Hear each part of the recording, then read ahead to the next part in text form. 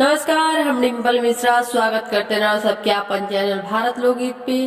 तो आज हम आप सब खातिर लेके आए बने एगो बहुत ही अच्छा प्यारा सा बेटी विवाह गीत। आप सब ये गीत सुनिए। अगर ये गीत पसंद आए तो आप सब हमारा चैनल के लाइक सब्सक्राइब शेयर करें और हाँ कमेंट करके बताएं कि ये गीत आप सबके कैसा लगा।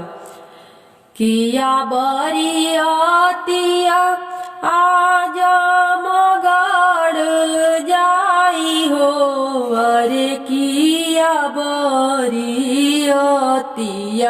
ना लगड़ जाई हो।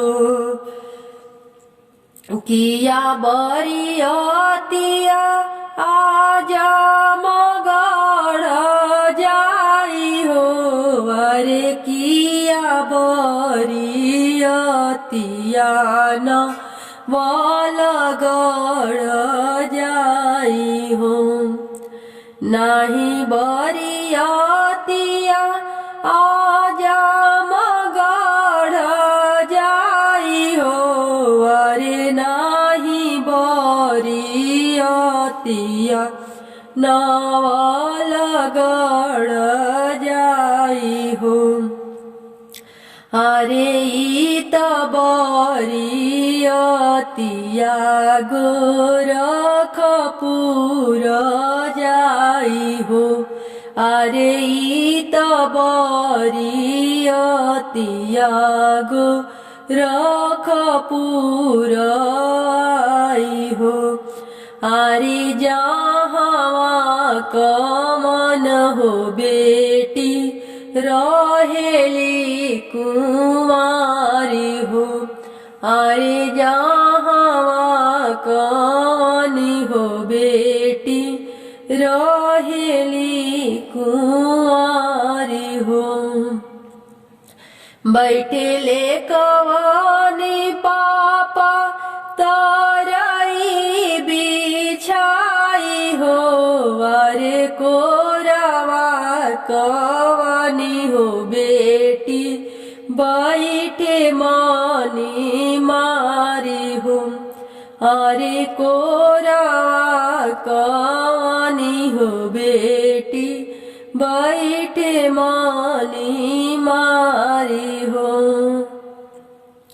बैठेले कमाना समाधि सोफावा बिछाई हो, अरे पजरे कवन हो दुल्हा कचरे ले पानी हो, अरे सो जावा कवानी हो दुल्हा कचरेले पानी हो।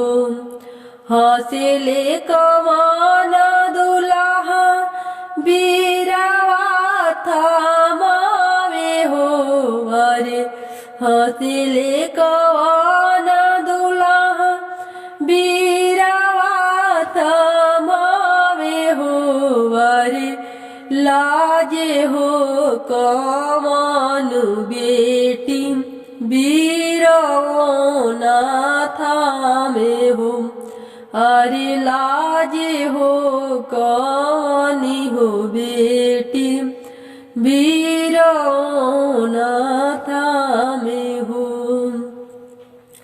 के करा गुमान धानी मुँह से ना बोले हो, अरे के करे गुमान धनिया बीरवना थामे हो, अरे हंसले कौन हो दुल्हा बीरवा थमावे हो।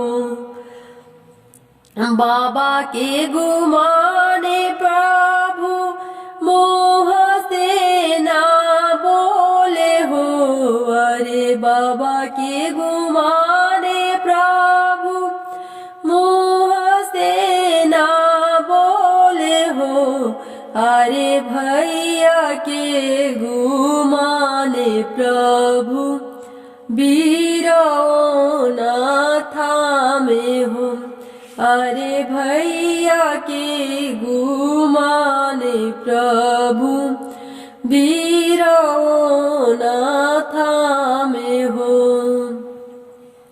सबका गुमान धानी टूट भालू जाई हो।